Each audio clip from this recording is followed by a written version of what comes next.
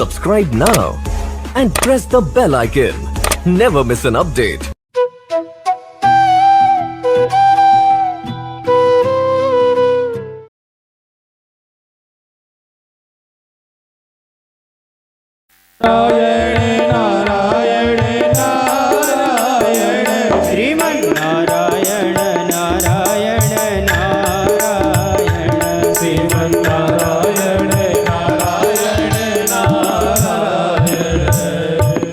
आज इंद्र भगवान से क्षमा मांगने के लिए गोवर्धन की तलहटी में पहुंचे।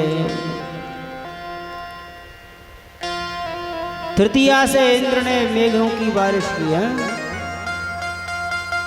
गोवर्धन पूजा कब हुई? प्रतिपदा को। द्वितीया को इंद्र को पता चला।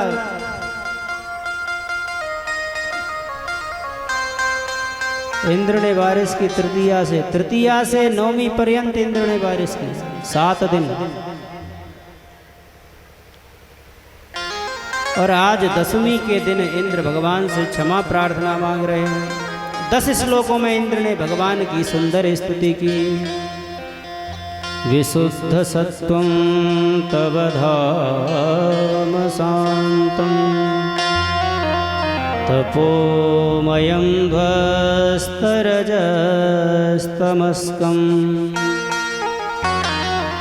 मायामयोऽयं गुणसम्प्रवाहो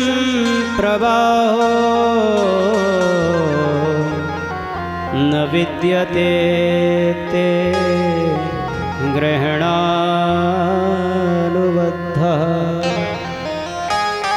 हे प्रभु, हे गोविंद, आप परम विशुद्ध सत्व हो। परम पुरुष भगवान नारायण हो। तपोमयम, तमोगुण रजोगुण तो आपको छू भी नहीं सकते प्रभु। मायापति हो। और ये जो त्रिगुणात्मक प्रपंच है, जगत है, यह आपको स्पर्श भी नहीं कर सकता। इसलिए हे प्रभु, मैं आपको बारंबार प्रणाम करता हूँ, वंदना करता हूँ।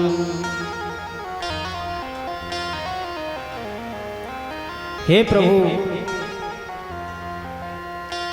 आप भक्तों को कल्याण देने के लिए, उनका अभिमान दूर करने के लिए स्वेच्छा से ऐसे वपु धारण करते हैं, शरीर धारण करते हैं। आपकी जय जयकार हो। हे प्रभु, आप मुझे क्षमा करें।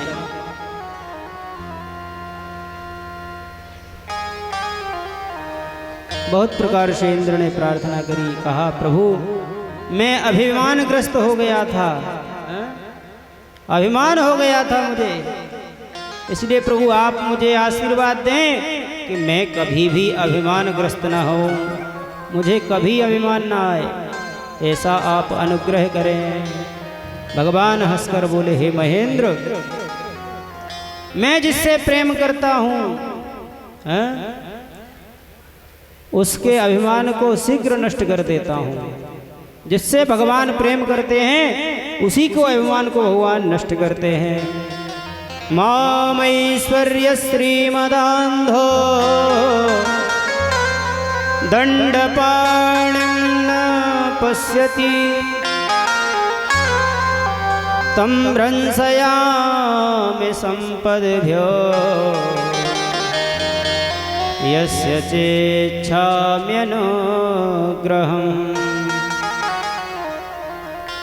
हे प्रभु,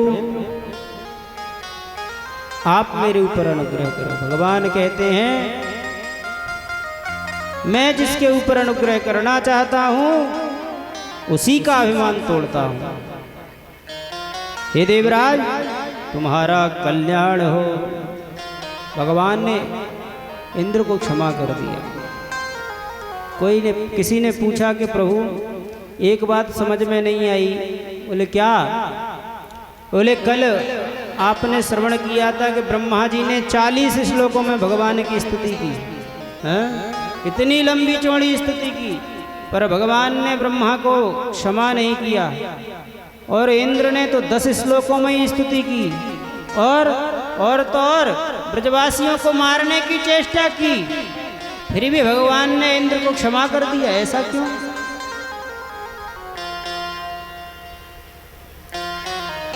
सुखदेव जी कहते हैं, परीक्षित, मानो भगवान कहना चाहते हैं ये जो ब्रजवासी हैं ये मेरे प्राण हैं। कौन है ब्रजवासी? प्राण। ब्रह्मा ने मारने की चेष्टा तो नहीं की, परंतु क्या किया? बोले ब्रह्मा ने मेरे ब्रजवासियों के मुझसे दूर कर दिया। 1 वर्ष तक ब्रजवासियों को दूर रखा, इसलिए भगवान ने ब्रह्मा को क्षमा नहीं किया। परंतु इंद्र ने कोशिश तो की मारने की, परंतु जितने भी ब्रजमंडल के ब्रजवासी थे आज ठाकुर से प्रार्थना करते हुए जब तलहटी में पधारे हैं तो सज्जनों आज भगवान गदगद हो गए हैं। क्यों? बोले आज तो जितने भी ब्रजवासी थे सब मेरी शरण में आ गए हैं, सब मेरे समीप आ गए हैं। इसलिए आज भगवान ने इंद्र को सहज ही स्वीकार कर दिया, सहज ही क्षमा कर दिया। यही इंद्र ने सुरभि गाय के द्वारा भगवान का अभिषेक किया, दुग्ध के द्वारा स्तुति करी और कहा, हे प्रभु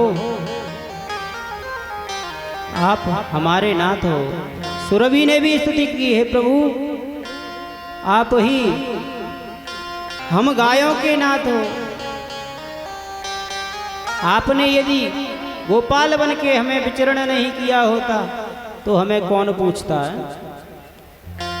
अहम इंद्रो हि देवानां त्वं गवामिन्द्रतां गता गोविंद इति लोके त्वां गास्यन्ते भुवि मानवाः। इस प्रकार से इंद्र क्षमा याचना करते हुए प्रस्थान कर गए। 10वीं को इंद्र गए और दूसरे दिन एकादशी आ गई। कल भी एकादशी है, आज 10वीं ही है। कैसा संयोग है? आज के ही दिन इंद्र ने स्तुति की और 10 श्लोकों में की। अब जैसे कल एकादशी आएगी ऐसे ही एकादशी आई। एकादशी का दिन था, नंद बाबा व्रत रखते थे एकादशी।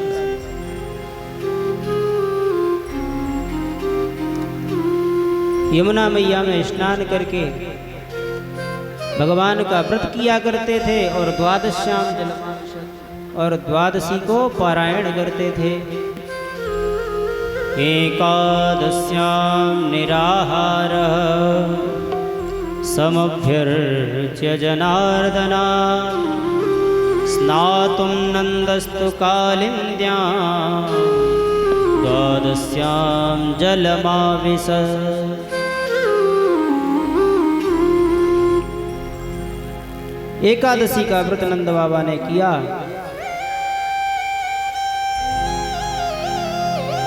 व्रत करने के लिए ज्यों ही नंद बाबा जगे रात्रि में, नंद बाबा को लगा प्रातः काल की बेला हो चुकी है, सुबह के 4 बज गए हैं। उन्हें ऐसा प्रतीत हुआ, परंतु बज रहे थे 12, मध्य रात्रि का समय। नंद बाबा जल में स्नान करने के लिए यमुना जी में पहुंचे और यमुना जी में जाकर के ज्यों ही डुबकी लगाई, त्यों ही नंद बाबा को कुछ पार्षद आए और बांध कर के ले गए। और ले जा करके वरुण लोक में ले गए, बांध करके डाल दिया। कुछ ग्वालों ने नंद बाबा को देख लिया तो जाकर के कन्हैया को बताया,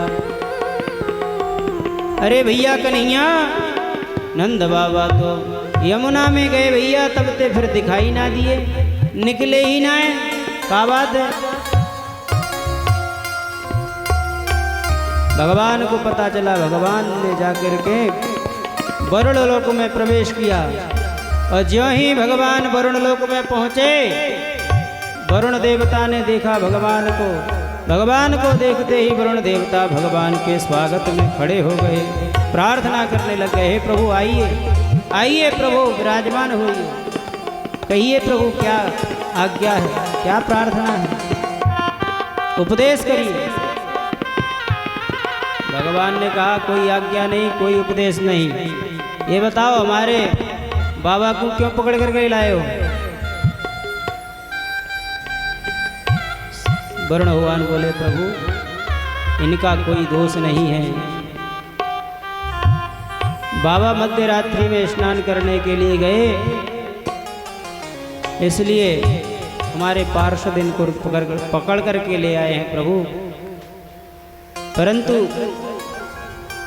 ऐसी गलती अब दोबारा नहीं होगी।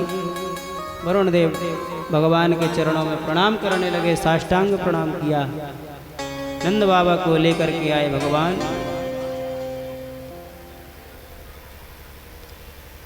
ऐसी ही बड़ी ठाकुर जी की लीला। सज्जनों, उधर जब लौटे तो नंद बाबा ने यही वृत्तांत, यही कथा सभी ब्रजवासियों को सुनाई। अरे ब्रजवासियों, हमारे लाला के तो भैया ठाटे ही अलग हैं। बोले क्या बात है।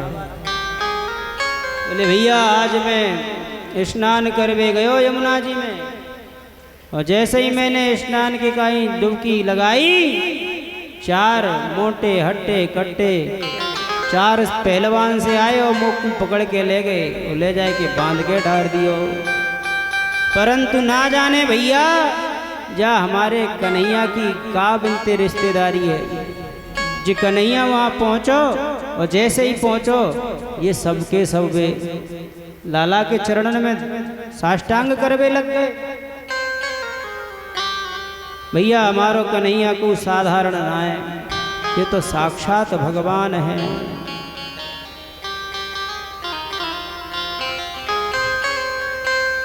ब्रजवासी भगवान से कह रहे हैं लाला तू तो साक्षात भगवान है, पर एक बात बता लाला, हमने सुनी है कि भगवान को वैकुंठ बहुत अच्छो है? तो ये बता तू हमें अपने वैकुंठ के दर्शन कराएगो के ना है? भगवान ने कही कहा करोगे वैकुंठ में, जो आनंद यहाँ है वो वैकुंठ में कहाँ है?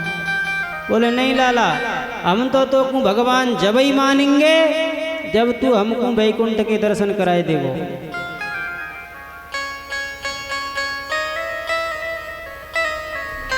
सभी ब्रजवासियों को भगवान ब्रह्मकुंड पर ले गए और कहा ब्रजवासियों जल में प्रवेश करो। जल में प्रवेश किया और कहा डुबकी लगाओ, और नेत्र बंद करके ज्यों ही डुबकी लगाई सभी ब्रजवासी वैकुंठ धाम में पधार गए। बोलिए नारायण भगवान की जय हो। जैसे ही वैकुंठ में पहुंचे सभी ब्रजवासी अब वैकुंठ का दर्शन कीजिए। वैकुंठ कैसा है? जय और विजय द्वारपाल के रूप में खड़े हुए हैं। कोई किसी से बोलता नहीं है। श्रुतियां वेद भगवान की स्तुति कर रहे हैं। जय जय जय अजा मजित दोष गृभीत गुणा त्वमसि यदात्मना समवरुध्य समस्त भगः। हे भगवान आपकी जय हो, जय हो। भगवान की सभी जय जयकार कर रहे हैं। ये ब्रजवासी वैकुंठ में तो पहुंच गए, पर आदत है काना फूसी करने लगे। अरे भैया देखो तो सही, हमारे लाला के ठाट हैं, सब जाकी स्तुति कर रहे हैं।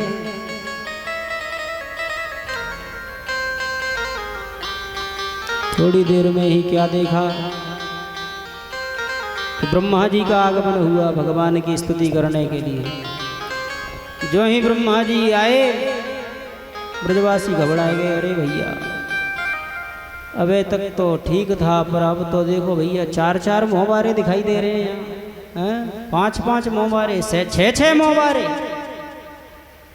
बड़ा विचित्र वैकुंठ है और कोई किसी से बात नहीं करता। ब्रजवासी कुछ बोलना चाहते हैं तो उनको चुप कर दिया, अरे चुप हो जाओ। सब स्तब्ध हो गए, बेचैन हो गए सब ब्रजवासी। बोले कन्हैया लाला अब हमें या वैकुंठ में ना रहना भैया, हम आओ तो वृंदावन ही अच्छो है, यहाँ तो हम काउते बातें ही ना कर सकें, इसलिए लाला अब एक कृपा कर हमें तो हमारे वृंदावन ले चल।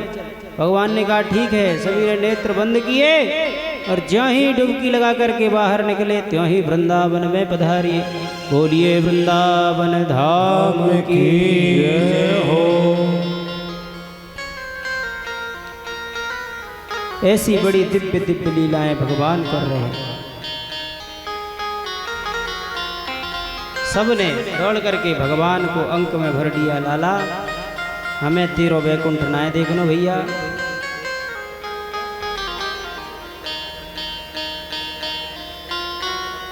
तेरे वैकुंठ दे हमारो वृंदावन लाख गुना बढ़िया है। आज भगवान ने सुंदर वेणु का नाद किया है।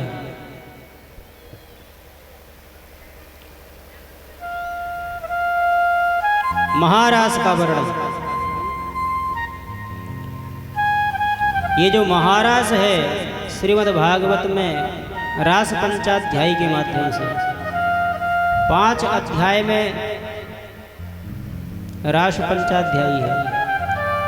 ये पंच प्राण है भागवत के, भगवान के 5 प्राण हैं। क्योंकि श्रीमद् भागवत कोई साधारण नहीं है, भगवान का श्री विग्रह ही श्रीमद् भागवत है। शरीर ही तो शरीर में जैसे प्राण होते हैं, इसी प्रकार से यह रास पंचाध्यायी के 5 अध्याय भगवान के प्राण हैं। श्री सुखदेव जी महाराज दिव्य महाराज में प्रवेश करते हैं। भगवान पिता रात्रि शरदोत्फुल्ल मल्लिका वीक्षरन्तुं मनश्चक्रे योगमायामुपाश्रितः।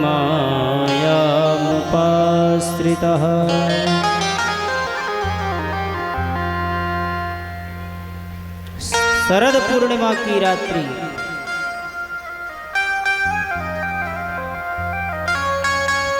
बड़ी ही दिव्य है। मल्लकादिक पुष्पों से सुशोभित हो रही है, विभूषित हो रही है। चांदनी रात्रि में चंद्रमा अपनी किरणों के द्वारा अपनी छटा बिखेर रहे, बड़ी सुंदर लीला। आज भगवान ने वेणु का नाद किया।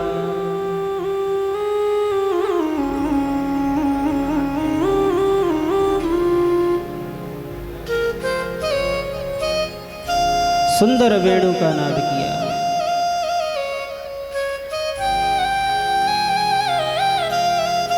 ज्यों ही भगवान ने बंसी को बजाया तभी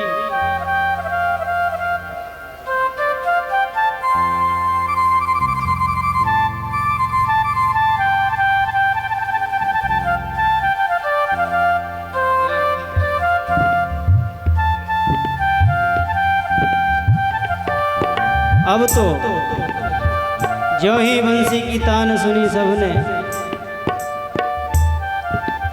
सभी गोपियां स्तब्ध होकर के और उस बंसी की धुन को सुन रही है।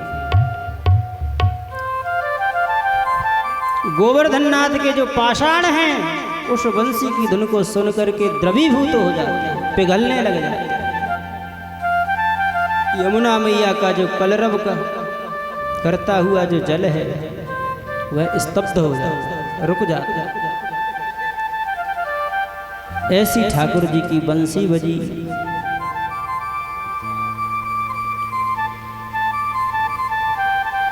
सभी गोपियां भान भूल करके गोविंद की बंसी के साथ खिंची चली आई। निसम्य गीतम तदनंगवर्धनम, निसम्य गीतम तमनंगवर्धनम, व्रजस्त्रियः कृष्ण गृहीतमानसा, व्रजस्त्रियः कृष्ण गृहीतमानसा, आजगमुरन्योन्यमलक्षितोद्यमा, आजगमुरन्योन्यमलक्षितोद्यमा, स यत्र कान्तो धवलोलकुण्डला, स यत्र कान्तो धवलोलकुण्डला। सुखदेव जी मानो संकेत दे रहे हैं, इति वेणुरवं राजन् सर्वभूत मनोहरम्। प्राणी मात्र उस भगवान के वेणु रव से, वेणु के बाद से मोहित हो जाते हैं, पाषाण भी द्रवित हो जाते हैं। ज्यों ही गोपिया ने सुना, जगौदृशां कालमनोदृशाहरम्।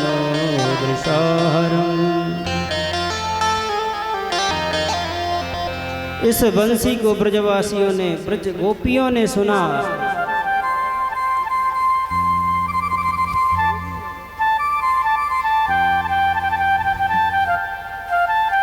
जिन गोपियों का भगवान ने चीरहरण किया था, मानो उन्हीं गोपियों को आज भगवान उस बंसी के माध्यम से बुला रहे हैं। घनश्याम तेरी बंसी पागल कर जाती, घनश्याम तेरी बंसी पागल कर जाती है। जय हो।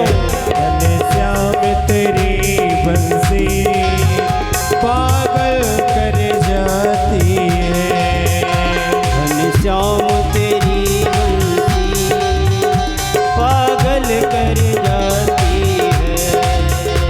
घनश्याम तेरी बंसी पागल कर जाती है। श्याम तेरी बंसी पागल कर जाती है।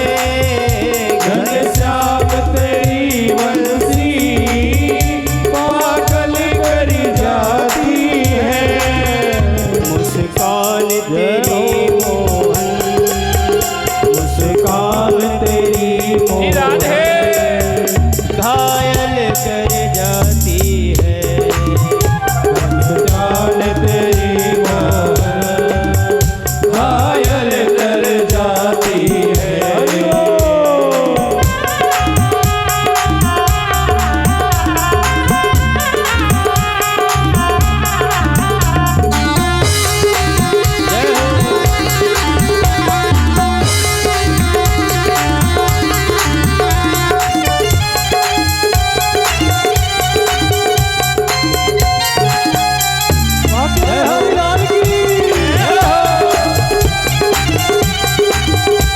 ताली बजाते हुए, झूमते हुए।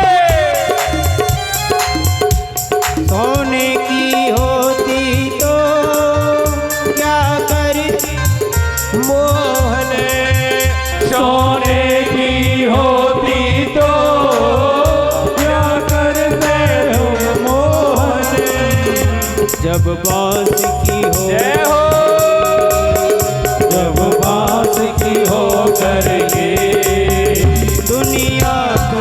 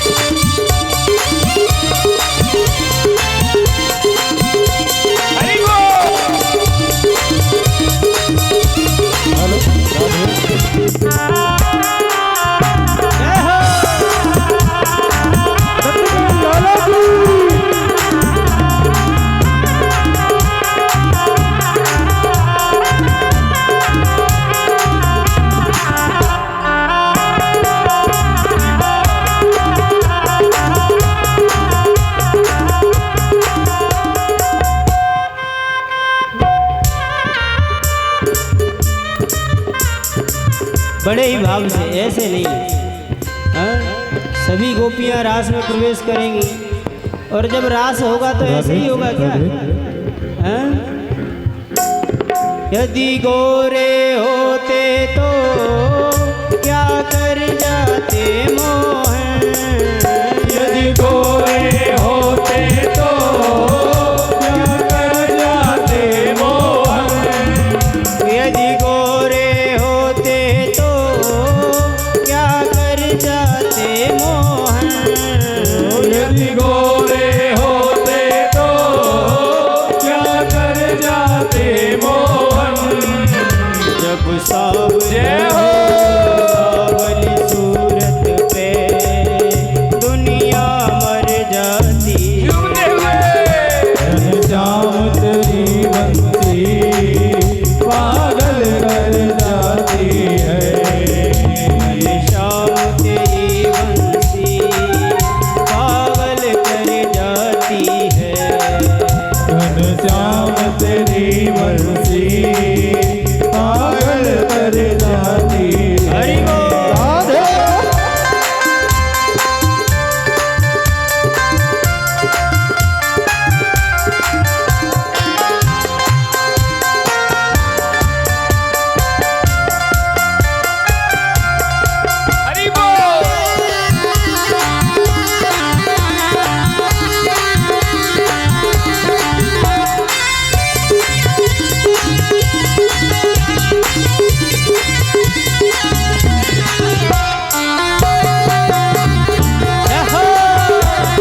राज बिहारी सरकार की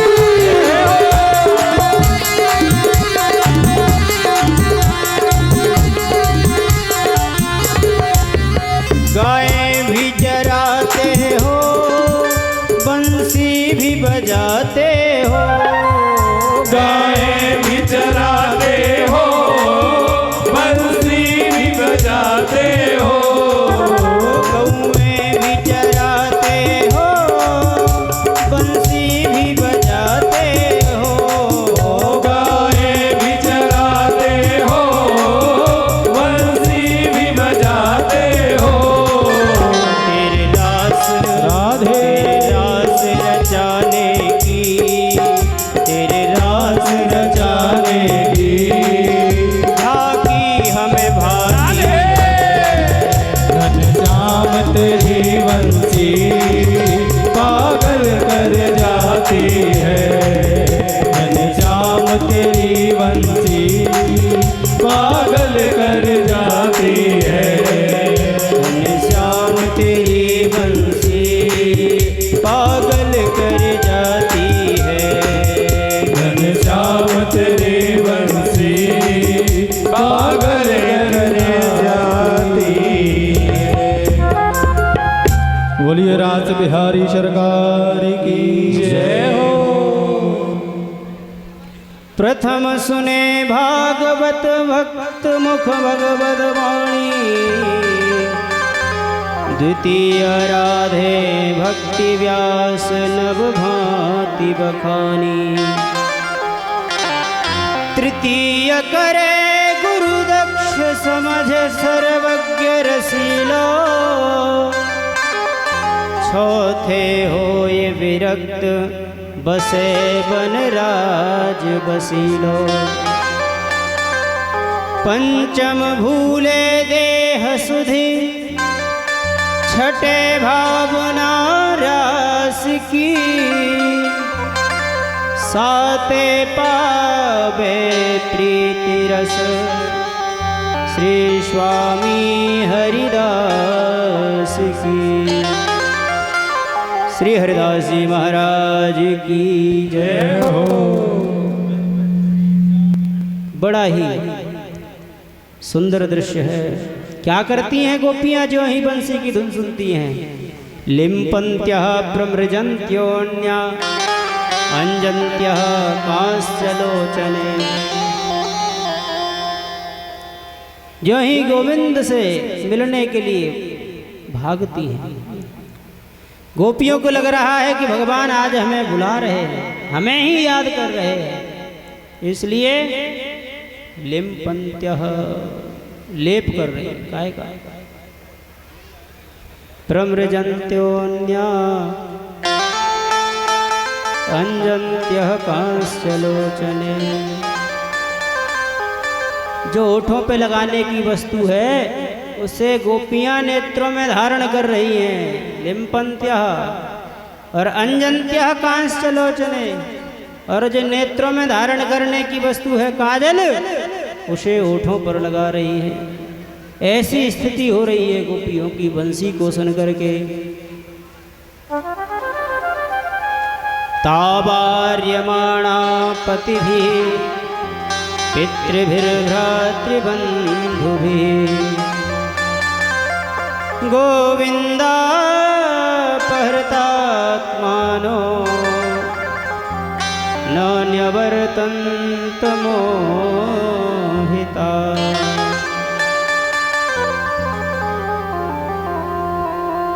आज अपने देह की सुध भूल गई गोपियां। कोई गोपी खीर बना रही थी, ज्यों ही भगवान की बंसी की तान कान में गई तो डालनी थी शक्कर और डाल दिया नमक। एक गोपी सब्जी बना रही थी, नमक डालना रह गया था और ज्यों ही डालने को हुई कि भगवान की बंसी कान में पड़ी तो नमक नहीं डाला और नमक की जगह पर बूरा डाल दिया। ऐसा सुंदर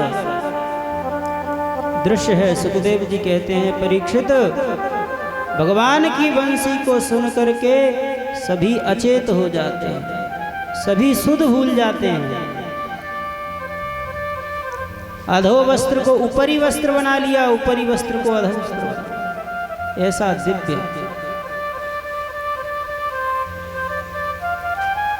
जहुर्गुणमयं देहं सद्यः प्रक्षीण बंधना। एक गोपी ने ज्यों ही भगवान की बंसी की तान सुनी और जैसे ही जाने को हुई उसके पतिदेव ने उसे रोक लिया। कहाँ जाती है? रोक लिया, जाने नहीं दिया और उसको एक कमरे में बंद कर दिया।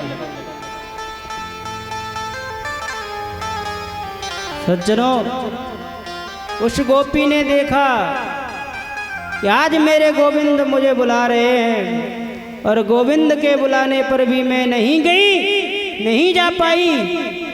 इस शरीर से नहीं जा पाई तो क्या हुआ, पर मेरी आत्मा तो गोविंद की आत्मा से ही मिलना चाहती है। ऐसा सोच करके उसने अपने शरीर को ही त्याग दिया। सद्यः प्रक्षीण बंधना।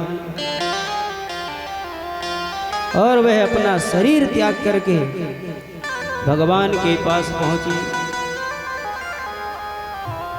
गोपी किसे कहते हैं? गोपी का भाव क्या है, क्या मतलब है, अर्थ क्या है? गोभी इंद्रियैः कृष्ण रसम पिबतीति गोपी। तो प्रत्येक इंद्रिय से भगवान के रस का पान करे, उसे ही गोपी कहते हैं।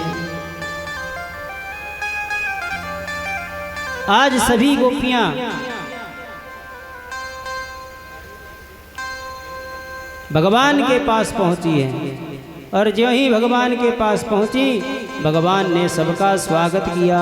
आइए आइए पधारिए, स्वागतम वो महाभागा, प्रियं किं करवाणि वः, व्रजस्यानामयं कच्चिद् द्रुतागमनकारणम्। आगमन का कारण क्या है? हे गोपियों, आओ। परंतु क्यों आई हो?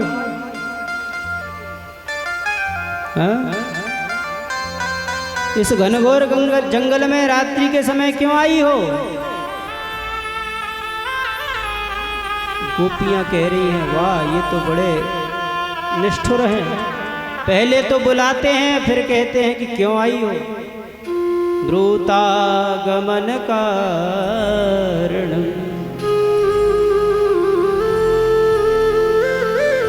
अच्छा लगता है, चांदनी रात है, इसे देखने के लिए आई हो। हैं चांदनी रात्रि में जो शरद पूर्णिमा का चंद्रमा है कितना सुंदर है, मुझे लगता है उसको देखने आई हो। दृष्टम वनम कुसुमितम राकेश कर रंजितम। ये जो चंद्रमा है बड़ा सुंदर है, बड़ा ही शीतल है, लगता है इसे देखने आई हो। चलो अब देख लिया, अब जाओ।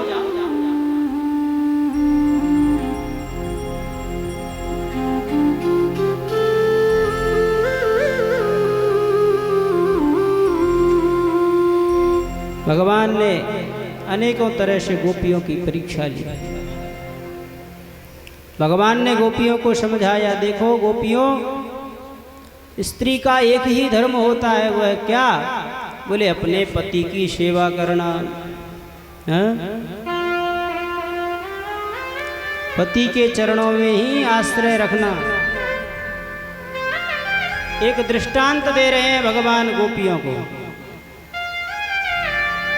क्योंकि स्त्री यदि पतिव्रता हो तो भगवान उस पर बड़ी कृपा करते हैं।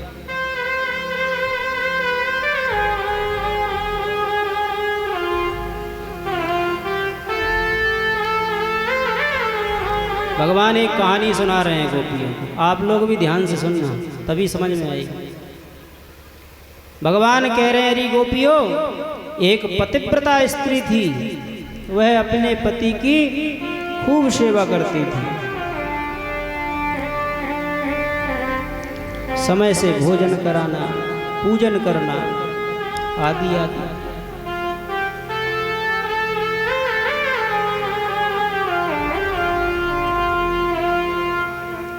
एक समय उसके पति बाहर गए हुए थे परिश्रम के लिए। परिश्रम करके जब लौटे तो हारे थके आए हुए थे।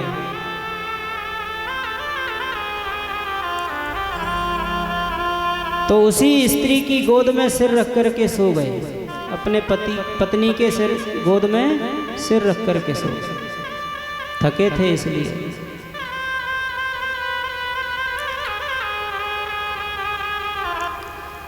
उसने सोचा कि थके हुए हैं तो उसने जगाया नहीं, परंतु क्या हुआ कि थोड़ी ही देर में पालने में उसका बेटा सोया हुआ था, वो जग गया, निकल करके और इधर उधर जाने लगा। वहीं एक कुंड था अग्नि का, उस कुंड में अग्नि व्याप्त थी, अग्नि प्रज्वलित हो रही थी। उसके मन में विचार आया, कहीं मेरा यह बालक धोखे से कहीं इस कुंड में न जा गिरे। मन में विचार किया और सोचा क्यों ना इसको उठा लूं, परंतु फिर मन में विचार आया कि पतिदेव सोए हुए हैं, थके हैं, इनकी नींद खुल जाएगी। परंतु देखते ही देखते वह बालक धड़ाम से उस अग्नि कुंड में जा गिरा। जो ही गिरा उसके नेत्र बंद हो गए और ठाकुर जी से प्रार्थना करने लगे कि हे प्रभु, यदि मैंने सच्चे मन से अपने पति की सेवा की हो तो मेरा बालक जीवित बना रहे। जो ही एकदम आवाज हुई, पतिदेव जगे, बोले क्या हो गया? पतिदेव खड़े हुए तो उसने जाकर के दौड़ लगाई, देखा जो अग्नि कुंड था वह पुष्प कुंड हो गया है? लग नहीं रहा था कि इसमें अग्नि थी।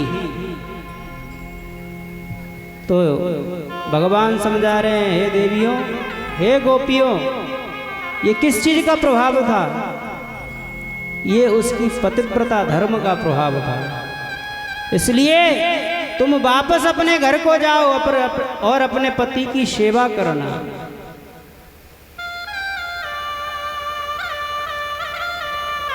गोपियाँ कह रही हैं कि हम नहीं जाएंगे, और तुम हमें ऐसे क्या दृष्टांत सुनाते हो, ऐसी कहानी सुनाते हो हैं? ऐसी कहानी हमें भी बहुत आती है, हम भी सुनाएं? बोले हाँ सुनाओ। तब गोपियों ने एक दृष्टांत भगवान को दिया, कहा सुनो, एक पतिव्रता स्त्री थी,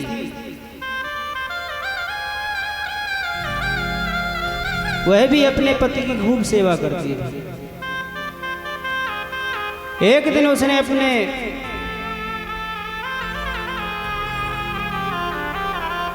उसके पति ने उससे प्रार्थना करी, अरे देवी, मैं व्यापार करने के लिए कहीं बाहर जा रहा हूँ, इसलिए तुम मेरे बिना नहीं रह सकती हो, इसलिए एक काम करो, तुम मेरा चित्रपट रख लो, मेरी तस्वीर लो और उसी की सेवा शुश्रूषा करना। उस देवी ने ऐसा ही किया।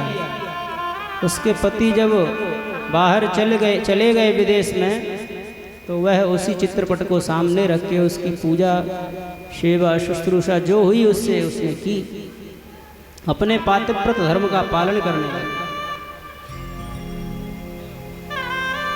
एक दिन की बात थी, वह अपने पति की उस चित्रपट की सेवा पूजा कर रही थी, तभी अचानक उसके पति का आगमन हो गया। अब उसके जो पति थे, असली पति थे, वो दरवाजे को खटखटा रहे थे। अब गोपियाँ बोलती हैं भगवान से बताओ, अब इसका उत्तर हम आपसे जानना चाहती हैं। बोले बताओ क्या? बोले अब तुम बताओ कि उन गोपियों, उस देवी को क्या करना चाहिए? गोपियाँ पूछ रही भगवान से। भगवान ने कहा, अरे इसमें क्या समझने की बात है, सोचने की बात है? अरे जब असली पति द्वार पर खड़ा है तो नकली पति की सेवा पूजा करने से क्या होगा? गोपियाँ एकदम तमक करके बोली, हम भी तो वही कहना चाहते हैं प्रभु, ये संसार के जितने पति हैं वो सब नकली हैं, असली पति तो आप हो। जो ही भगवान ने सुना, गदगद हो गए प्रभु। और आज भगवान गोपियों के साथ रास के लिए तैयार है। मयेवं विभोर्हति भवान गदितुं नृशंसं संत्यज्य सर्वविषयांस्तव पादमूलम् भक्ता भजस्व दुर्वग्रहमात्यजास्मान् देवो यथादिपुरुषो भजते मुमुक्षो।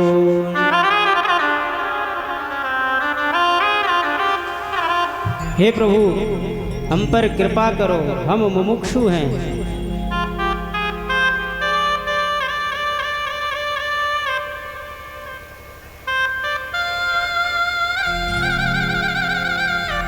आज भगवान ने गोपियों के साथ रास रचाने की लीला प्रारंभ की है। सिंचांगनस्त्वतधरामृतपूरकेण आशावलोककलगीतजरिच्छयाग्निम्।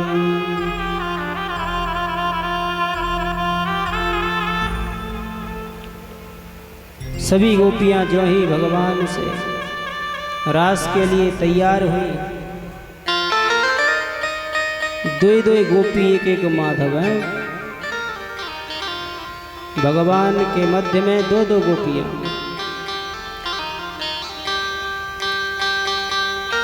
भगवती श्री वृषभानुनंदिनी भी रास में विद्यमान है।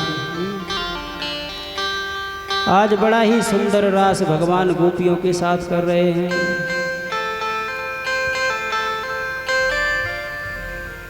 सभी उस महारास का दर्शन कर रहे हैं। रसो वैसः, भगवान कैसे हैं? रस रूप हैं।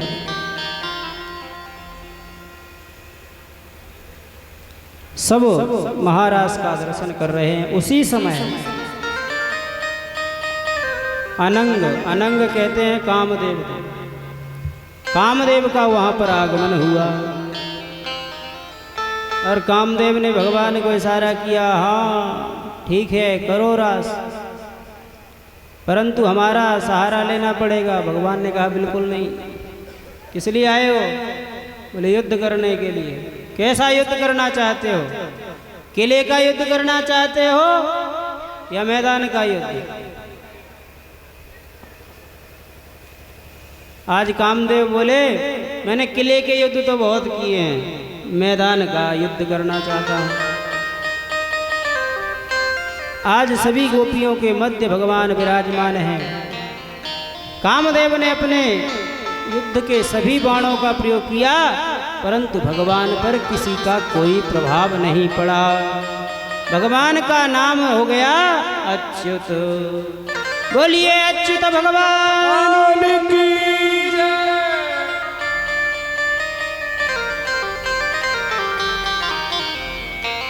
निसम्य गीतं तदनंगवर्धन। भगवान ने कामदेव को भी बंदी बना करके डाल दिया। बाहु प्रसार परिरंभ कराल कोरु, निविस्तनाल भननर मनखाग्रपाते। श्वेल्यावलोकहसितैर्व्रज सुंदरीणाम्, उत्तम भयन रतिपतिं रमयांचकार। कामदेव को भी आज भगवान ने बंदी बना करके डाल दिया। अब तो भगवान पुनः रास रचने लगे।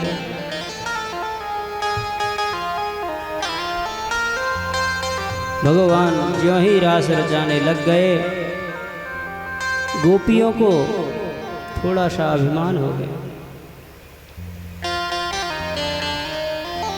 गोपियां सोच रही हैं कि भगवान हमारे बिना अधूरे हैं। ऐसा सोचते सोचते नृत्य कर रही हैं और भगवान गोपियों के मध्य से अंतर ध्यान हो गए।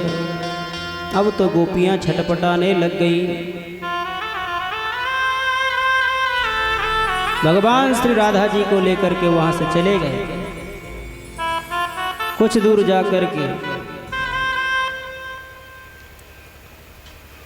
भगवान ने राधा जी से कहा, रे राधे, हे वृषभानुनंदिनी, स्वस्थ हो, कुशल हो। राधा जी कह रही हैं, प्रभु मैं थोड़ा सा थक गई हूँ, तो क्यों ना आप मुझे अपनी पीठ पर बिठा लो। आज श्री राधा जी लाडली सरकार को भी मान हो गया प्रभु का। परंतु कहते हैं जिसके हृदय में, जिसके मन में मान अभिमान कुछ भी आ जाए, भगवान उसे तुरंत नष्ट कर देते हैं। न पारये हूँ चलितुं न यमाम यत्र ते मनः। जिसके मन में ऐसी स्थिति पैदा हुई, आज ज्यों ही राधा जी भगवान की पीठ पर बैठने को उद्यत हुई, भगवान वहाँ से भी अंतर्धान हो गए। अब तो सभी गोपियाँ छटपटाती हुई, बिलखती हुई, रोती हुई सभी वृक्षों से पूछ रही हैं। तुलसा जी से पूछ रही है, तुलसी क्या तुमने गोविंद को देखा है? गोविंद कहाँ गए हैं? तुम्हारे तो प्राण प्रियतम है, तुम्हारे बिना तो वह भोग भी नहीं पाते। इसलिए तुम्हें निश्चित पता होगा। हवा चली, तुलसी का बिरवा हिला, मानो आज तुलसी ने मना कर दिया, मुझे नहीं पता। यमुना मैया से भी पूछा। आज गोपियां भगवान के विरह में इतनी व्याकुल हैं। आगे जब चली हैं गोपियां तो भगवान की परम लाडली श्री वृषभानुनंदिनी का दर्शन हुआ। पूछा, अरे राधे, तुम्हें तो पता होगा गोविंद कहाँ है? किशोरी जी ने कहा, मुझे भी नहीं पता, आज तो मुझे भी छोड़ करके गोविंद चला गया। सभी गोपियां रोती बिलखती यमुना जी के समीप आ गई हैं और सभी गोपियों ने भगवान के विरह में एक गीत गाया है। उसी गीत का नाम है गोपी गीत। और इतना सुंदर गीत है ये,